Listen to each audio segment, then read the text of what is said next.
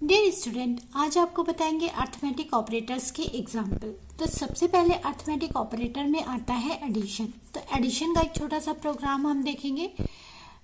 Children, कोई भी programme बनाने से पहले हमें क्या खोलना पड़ता है? आइडियली एक एडिटर ओपन करना पड़ता है, आइडियली एडिटर, जिसमें हम अपने प्रोग्राम को लिखते हैं। इसके लिए हम यहाँ पे हम कमांड लाइन पे भी लिख सकते हैं, लेकिन वहाँ पर केवल वन लाइन स्टेटमेंट लिखा जाता है।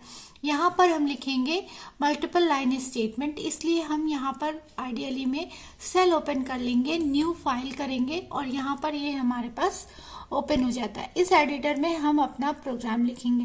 तो यहाँ पर हमने simple i is equal to 5 ले लिया और j इज इक्वल टू 6 ले लिया। इनिशलाइज कर दी ना वैल्यू, इनिशलाइजेशन भी हमने बताया है। यहाँ पर i इज इक्वल टू 5 और j इज इक्वल टू 6 ले लिया और हमें सिंपल ऐड करना है। सिंपल ऐड करने के लिए आप कोई भी थर्ड वेरिएबल ले सकते हैं जिसमें आप अपने एडिशन को स्टोर करा सकते हैं। अगर ऐसा नहीं करते तो आप डायरेक्ट भी इस छोटे से प्रोग्राम में यहाँ पर प्रिंट i प्लस j कर दिया, हमने i प्लस j कर दिया और ये सिंपल प्रिंट हो जाएगा।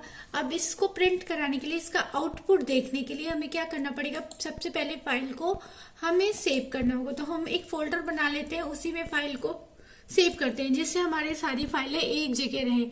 तो हमने यहाँ पर डेस्कटॉप में एक फोल्डर बनाया हुआ है, एक फोल्डर बना लेते हैं। देखिए यहाँ पे एक फोल्डर बनाया, यहाँ पर हमने क्या किया, न्यू किया और न्यू पे क्लिक किया और यहाँ पर आएगा फोल्डर। देखिए न्यू पे क्लिक किया, यहाँ पे आया फोल्डर। अब इस फोल्डर में यहाँ पे हमारे पास न्यू फोल्डर नाम का आ गया, इसमें हमने पाइथन लिख दिया। अब इसी में हम अपनी सारी फाइल्स को स्टोर करेंगे। तो यहाँ पर देखिए न्यू फोल्डर हम ओपन कर लेते हैं। न्यू फोल्डर ओपन करके यहाँ पर फाइल को हम सेव कर देते हैं। फाइल को सेव करने के लिए हमने यहाँ पर FIRST first.py, हमेशा py एक्सटेंशन के साथ ही पाइथन की फाइल को सेव करेंगे। यहाँ पर सेव पर क्लिक कर देंगे। अब हमारी फाइल सेव हो गई।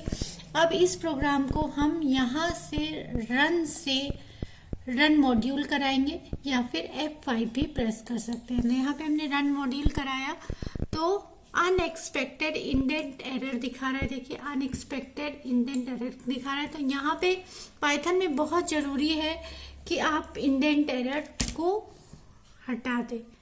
इंडेंट एरर मतलब इंडेंटेशन की कहाँ से आपका प्रोग्राम लिखा जाएगा। अब हमने इसे रन कराया। Source must be save, must यहाँ पे आया। देखिए सोर्स, अभी हमने कुछ चेंजेस किए, उसे सेव करिए। ओके, अब ये देखिए आपका यहाँ पर 11 आ गया। ठीक है, तो इस तरीके से एडिशन का सिंपल प्रोग्राम हो गया। अब हम आते हैं एडिशन के बाद मल्टीप्लिकेशन देखें कि ये सब्सट्रैक्शन। पहले सब्सट्रैक्शन देते हैं। इसी तरह यहाँ पर हमने एक वैल्यू ले ली। पहले आप सब्सट्रैक्शन देखेंगे। यहाँ पर एक वैल्यू ले ली k इज इक्वल टू 9 और l इज इक्वल टू, हम ij भी ले सकते थे लेकिन हमने यहाँ पे दूसरे नंबर लिए, दूसरी वेरिएबल्स लिए इसे इनिशियलाइज करने के लिए। i is equal to 7। अब हमने प्रिंट क्या कराया? प्रिंट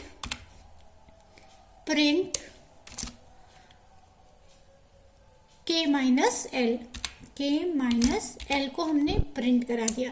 तो यहाँ पर देखिए इस प्रोग्राम को अब फिर से हमने F5 कराया तो पूछेगा सेव करने के लिए, इसलिए पहले Alt F S प्रेस कर लेते हैं। सेव हो गया आपका प्रोग्राम। सर्च डायलॉग बॉक्स खुल जाता है उससे। यहाँ पर हमने सेव करने के लिए फाइल पर गए और यहाँ पर हमने सेव कंट्रोल S। ठीक है, कंट्रोल S करेंगे तो सेव हो जाएगा। सेव कर दिया। अब यहाँ पर हमने रन कराया F5 से रन और ये देखिए यहाँ पर हमारे पास दोनों आउटपुट आ गए, एडिशन का भी और सब्सट्रैक्शन का भी। इसी तरीके से हम मल्टीप्लिकेशन का प्रोग्राम बनाएंगे। तो हम मल्टीप्लिकेशन के लिए फिर यहाँ पर हम क्या करेंगे? हम यहाँ पर k और l ही ले लेते हैं और सिंपल प्रिंट। मल्टीप्लिकेशन के लिए हम कौन सा ऑपरेटर यूज करते हैं? Multiple operator. ये स्टार यूज करते हैं, k स्टार l कर देते हैं और अब सिंपल हम आउटपुट देख लेते हैं कंट्रोल एस करके। पहले कंट्रोल सेव किया, कंट्रोल एस किया और फिर हमने रन किया, रन। तो यहाँ पे हमारे पास देखिए कह रहा है कमांड लाइन आर्गुमेंट ऑफ, देखिए ये आ रहा है customize first py dot run. एक एरर दिख रही है यहाँ पे क्योंकि हमने यहाँ पर, तो यहाँ पर देखिए बच्चों हमने यहाँ पर प्रिंट के इंटू एल कर लिया है। तो प्रिंट के इंटू एल करके जब हम आउटपुट देखेंगे इसका F5 करेंगे तो आउटपुट में देखिए यहाँ पे ये हमारा आउटपुट आ गया 63, 7 9 जा 63 आ गया। अब इसी के साथ ही हम देखेंगे ये हो गया। अब डिवीजन हम देखेंगे कि डिवीजन किस तरीके से करते हैं। तो यहाँ पर हमने इसको मिनिमाइज कर दिया और फिर यहाँ पर हमने प्रिंट कराया ऑपरेटर डिवीजन को, यहाँ पे प्रिंट, और यहाँ पर हमने कराया कोई भी नंबर, जैसे ऊपर वाला नंबर था आई और जे ले लेते हैं ना, 5/6 कर देते हैं। तो यहाँ पे i/j कर देते हैं इस तरीके से और अब इसे प्रिंट कराते हैं F5। यहाँ पे आया i/j और प्रिंट कराया हमने। तो ये देखिए यहाँ पे इस तरीके से अब इसको फ्लोट में वैल्यू आया। अब आप इसको डिसाइड कर सकते हैं कि कितने तक की वैल्यू आपको चाहिए। ये आगे हम आपको बताएंगे कि यहाँ पर ये भी आप निश्चित कर सकते हैं, डिसाइड कर सकते हैं कि कितने डेसिमल के कितने बाद तक आपको वैल्यू चाहिए। तो ये सब हम बाद में दूसरे वीडियो में डिस्कस करेंगे। अभी के लिए इतना कि ये इसने डिवीजन कर दिया। अब आते हैं एक्सपोनेंट के ऊपर कि एक्सपोनेंट कैसे करेंगे, एक्सपोनेंट ऑपरेटर कैसे काम करता है। तो एक्सपोनेंट ऑपरेटर काम करता है, यहाँ पर हमने दूसरा वेरिएबल ले लिया h = 9 और m = देखिए h = 9 एंड m = 2 ले लिया। अब यहाँ पे हमें एक्सपोनेंट करना है। यहाँ पे एक्सपोनेंट करने के लिए हमने प्रिंट कराया,